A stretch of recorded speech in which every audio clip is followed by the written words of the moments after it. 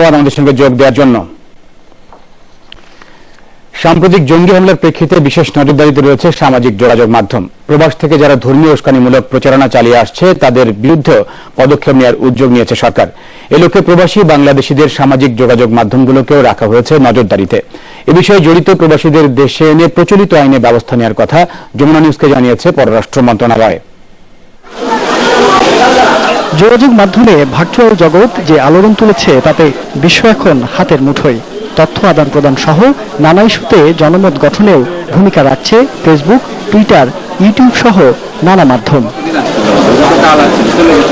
সম্প্রতি উগ্রপন্থা সহ ভ্রান্ত ধর্মীয় মতবাদ ছড়িয়ে দেওয়ার ক্ষেত্রে ভার্চুয়াল মাধ্যম ব্যবহার হয় বড় অনুষঙ্গ হিসেবে। দেশি বিদেশি বিভিন্ন ওয়েব পেজে ভিন্ন মতের লেখা, ছবি ও ভিডিও পোস্ট করা হয়, যা ছড়িয়ে পড়ে শেয়ারের মাধ্যমে। সোশ্যাল মিডিয়ার মাধ্যমে যে সমস্ত তরুণ সম্প্রদায়, স্কুল কলেজের যে সমস্ত যুবক কিংবা যুবতী তারা এই সমস্ত কন্টেন্ট তারা পড়ছে এবং পড়ে তারা সেটাকে তারা মনে করছে, তারা প্রভাবিত হচ্ছে। এই অবস্থায় দেশের সামাজিক যোগাযোগ মাধ্যমকে বিশেষ নজরদারির আওতায় আনা হয়েছে। প্রবাস থেকে উগ্রপন্থার পক্ষে প্রচারণা হচ্ছে কিনা সে বিষয়টিও রয়েছে নজরদারিতে।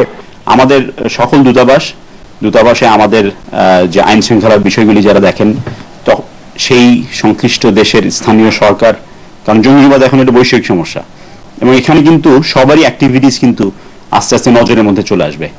প্রবাসীরা কেউ এ ধরনের কর্মকাণ্ডে জড়িয়ে পড়লে তাদেরকে দেশে ফিরিয়ে এনে আইনের মুখোমুখি করা হবে এবং আমাদের আইসিটির 57 ধারার যে প্রয়োগ, সেটা যে শুধু বাংলাদেশের ভূখণ্ডের মধ্যে আমরা ব্যবহার করবো তা নয়।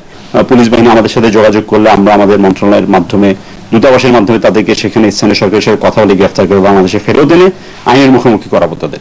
তাই প্রবাসী বাংলাদেশিদের সামাজিক যোগাযোগ মাধ্যম ব্যবহারে সতর্ক হওয়ার তাগিদ পররাষ্ট্র মন্ত্রণালয়ের।